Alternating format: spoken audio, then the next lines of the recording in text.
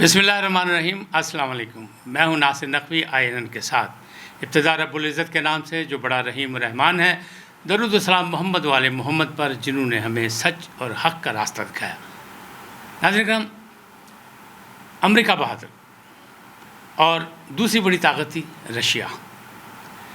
طالبان کے سامنے دونوں زیر ہو گئے۔ پہلے امریکہ نے طالبان سے مل کے رشیا کو ٹکڑے ٹکڑوں میں تقسیم کیا، اور اب طالبان نے امریکہ بہادر کو شکست دی۔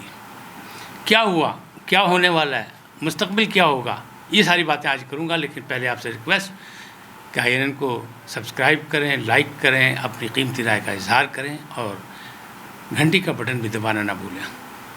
ناظرین، خبر یہ ہے کہ امریکہ بہادر نے رشیا کے سامنے گھٹنے ٹیک دیے۔ اب آپ حیران ہوں گے، کیونکہ نیا اتحاد جو بنتا نظر آ رہا ہے، اس میں آپ کو نظر آ رہا ہے روس، چین، ایران، پاکستان، اور یہ ایک اتحاد بنتا نظر آ رہا ہے کہ خطے کی خوشحالی کے لیے مل کے کام کیا جائے، جس میں افغانستان کی بحالی بھی ہے کہ وہاں کے لوگوں کو حقوق انسانی جو ہیں وہ میسر آ سکیں۔ گزشتہ 20 سالوں میں جو کچھ ہوا وہ سب کے سامنے ہے، جتنا نقصان ہوا ان کا وہ بھی سب کے سامنے ہے۔ طالبان کے خلاف جو امریکہ بہادر نے کارروائیاں کیں وہ بھی سب سے پوشیدہ نہیں ہے۔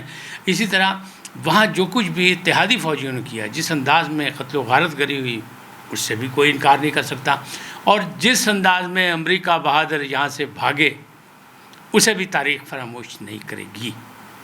اچھا، امریکہ نے گھٹنے کیسے ٹیکے؟ ایک خبر آئی کہ امریکہ بہادر کی جو خفیہ ایجنسی ہے CIA، جس کی تعداد جو ہے، جس کے سہولت کاروں کی، اہلکاروں کی مشترکہ تعداد جو ہے وہ تقریباً 60,000 ہے، اور دنیا بھر کے ممالک میں وہ راز حاصل کر رہے ہیں، اور راز جو ہے وہ امریکہ بہادر کو، پینٹاگون کو پہنچا رہے ہیں، اور وہ ان کی سہولت کاری کر رہے ہیں۔ تو اس کے درجنوں آدمی جو ہے مارے گئے، ان کا نیٹ ورک جو ہے پکڑا گیا، اور معاملات جو ہیں وہ گڑبڑ ہو گیا۔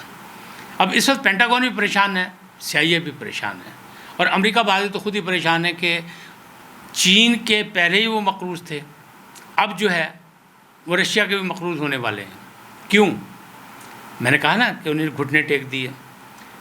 رشیا کے صدر پوتن جو ہیں، وہ جب جنیوا گئے تو انہوں نے ان کو آفر دی کہ آپ کو پاکستان نے اڈے نہیں دیے، لہذا ہم آپ کو یہ سہولت دینے کو تیار ہیں۔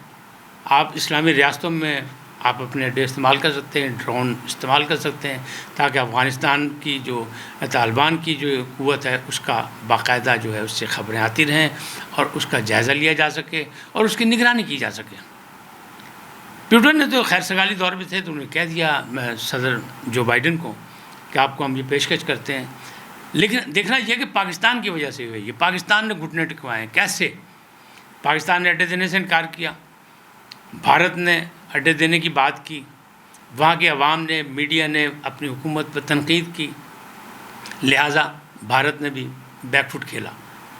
اب انہوں نے جا کے اشارہ کیا کہ آؤ ہم سے مدد لو، بڑے تم بہادر بنے پھرتے تھے، دنیا پر راج کر رہے تھے، آج تمہیں ہماری ضرورت ہے، تو چلو ہم حاضر ہیں۔ تو تاجکستان میں رشیا کا سب سے بڑا اڈا ہے، اور اسی طرح اسلامی ریاستوں میں مختلف جگہ ہے۔ تو انہیں کا ڈرون حملے یا ڈرون کے لیے، نگرانی کے لیے افغانستان کی آپ یہاں اڈے استعمال کر سکتے ہیں، اور فوراً امریکہ نے تسلیم کر لیا، گھٹنے ٹیک دیے کہ آپ کی بڑی مہربانی ہے، آپ نے بڑا کیا۔ آپ سوچیں حالات اور وقت کس طرح امتحان لیتا ہے۔ یہ وہی رشیا ہے جس کو توڑنے کے لیے امریکہ بہادر نے پاکستان کے ایک جرنیل کی مدد سے ایک جہاد افغانستان کا آغاز کیا، اور پھر طالبان پیدا کیے، اور پھر طالبان کو ان سے لڑایا، اور پھر چڑیا سے باز مروا دیا، بعد میں طالبان کو بھول گئے۔ پھر جو دنیا نے بھگتا ہے، 20 سال جو طالبان نے بھگتا ہے یا افغانی عوام نے بھگتا ہے، وہ تو آپ کے سامنے ہے، کسی سے پوشیدہ نہیں ہے۔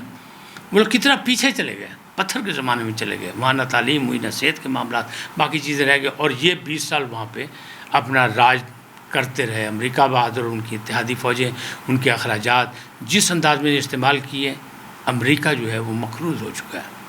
میں نے عرض کی تھی نا کہ پہلے چین سے وہ مقروض تھا، چین سے قرضہ لیا ہوا تھا، اور چین اس بات میں بڑا اس کا اپر ہینڈ ہے۔ اب وہ رشیا سے قرضہ مانگ رہے ہیں کہ یعنی صدر جو بائیڈن نے کہا ہے کہ ہمیں مجبوری حالات کو بہتر کرنے کے لیے، معاملات کی بہتری کے لیے ہمیں قرضے حاصل کرنے ہوں گے۔ تو اب اڈے بھی دے دیا روس نے، اسی کے پاس گئے جس کو مارنے کے لیے نکلے تھے، جس کو مار بگایا تھا اور مروایا تھا، اور جن سے مروایا تھا ان کی منت ترلے پہ آج کل آج پھر وہ خوف ان سے ہے، ان کو اس میں مبتلا ہیں کہ ان کی نگرانی کرنا چاہتے ہیں۔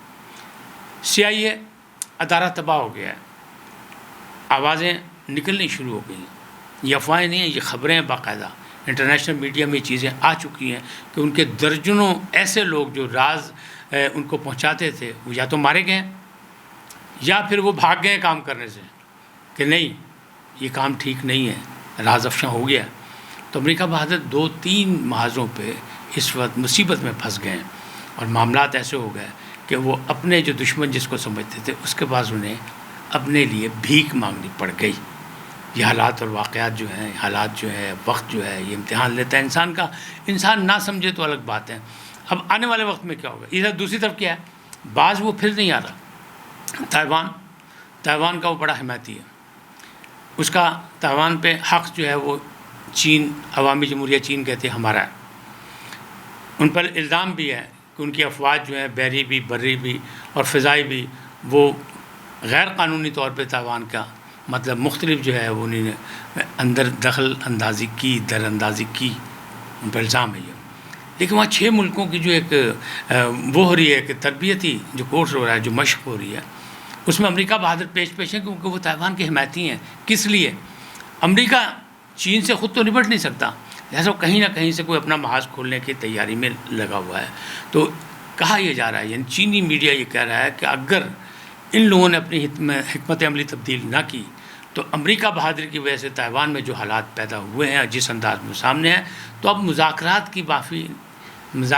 کی یا بات چیت کی گنجائش نہیں، اب ٹکراؤ کا ماحول بن رہا ہے، اور اس ٹکراؤ کے ماحول میں پھر ہوگا چین کہتا ہے ہم پھر سبق سکھائیں گے اگر امریکہ بہادر پیچھے کھڑا ہوا تو، کیونکہ امریکہ تائیوان کے پیچھے کھڑا ہے، اور یہ جو جنگی مشقیں وہاں ہو رہی ہیں 6 ممالک کی، اس سے بھی دباؤ ڈالا جا رہا ہے عوامی جمہوریہ چین پر۔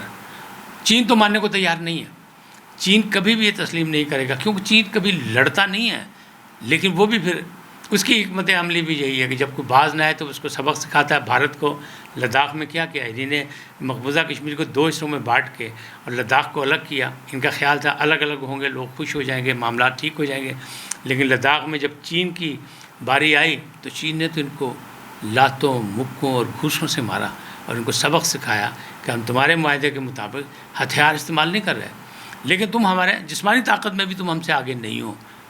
چین ایک مضبوط ملک ہے اور ایک ابھرتی ہوئی قوم ہے، بلکہ ابھر چکی ہے، اب ایک بڑی طاقت ہے، کوئی مانے نہ مانے آج نہیں تو کل اسے تسلیم کرنا پڑے گا۔ وہ slow and steady wins the race والا، یعنی کچھوے کی چال سے وہ آگے چل رہا ہے۔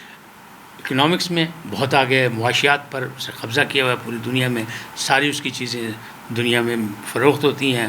امریکہ بہادر جو ہے وہ خود ان کی چیزیں استعمال کرتے ہیں، قرضہ امریکہ بہادر بھی لے چکے ہیں، دوسرے ممالک بھی اسے لے رہے ہیں۔ تو ان حالات میں امریکہ کے جو معاملات ہیں اب وہ بھی بکھرتے لگ رہے ہیں۔ وہاں بھی جو بائیڈن کے لیے حکومت جو ہے وہ آسان نہیں ہے، ان کے لیے آنے والا وقت جو ہے بڑا مشکل پیدا کرے گا، اور اگر تائیوان میں انہوں نے کچھ زیادہ خرابی پیدا کی تو تیسری جنگ عظیم بھی چھڑ سکتی ہے۔ یہ چینی میڈیا کہہ رہا ہے، میں نہیں کہہ رہا، چینی میڈیا کا یہ تجزیہ ہے کہ اگر یہ باز نہ آئے تو ہم اس سے بھی گریز نہیں کریں گے کہ ہم باقاعدہ ہاتھوں میں ہاتھ ڈال کے لڑائی کریں گے کہ تم بڑی طاقت ہو کہ ہم بڑی طاقت ہے دنیا میں، تم نے انسانی حقوق کی خلاف ورزیاں کی، انسان کو ترقی کے بجائے تنزلی میں ڈالا، لوگوں کو اپنے قرضوں کے نیچے بوجھ میں ڈالا، لوگوں پر زبردستی آپ نے قوانین نافذ کیے، لوگوں پہ پابندیاں نافذ کی۔ ہم یہ نہیں کریں گے، لیکن ہم ناجائز بھی نہیں ہونے دیں گے۔ آج یہی کہ آخر کار امریکہ بہادر یعنی ات خدا غیر امریکہ بہادر کو روس کے سامنے گھٹنے ٹیکنے پڑ گئے۔ آج اتنے ہی، پھر ملیں گے کسی اور عنوان کے ساتھ، نئے موضوع کے ساتھ۔ INN کو سبسکرائب کرنا نہ بھولیں، گھنٹی کا بٹن بھی دبائیں اور اپنی قیمتی رائے کا اظہار بھی کریں۔ سلامت رہیں، اللہ نگہبان۔